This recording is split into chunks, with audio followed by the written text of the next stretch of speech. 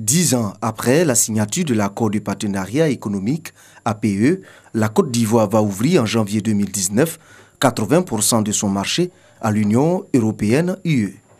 1155 produits en provenance de l'UE seront exonérés de droits de douane.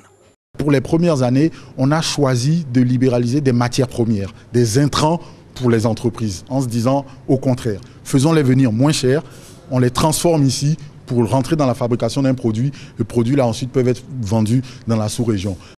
Mais la préoccupation principale des opérateurs ivoiriens demeure l'invasion du marché ivoirien par les produits européens et leurs impacts sur l'économie nationale.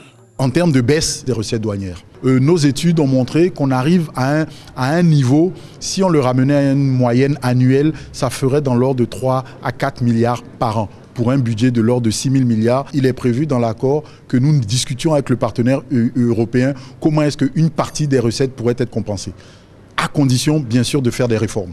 Depuis 2008, les matières premières de la Côte d'Ivoire sont exportées vers l'UE sans droit de douane.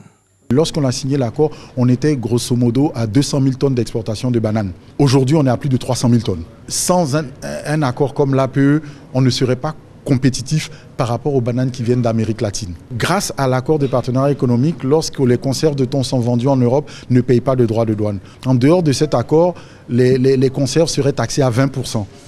C'est pour expliquer les enjeux liés à l'application de l'APE intérimaire de la Côte d'Ivoire et surtout échanger autour des mécanismes mis en place pour protéger les entreprises que le ministère de l'intégration africaine et des Ivoiriens de l'extérieur a initié cette rencontre au plateau.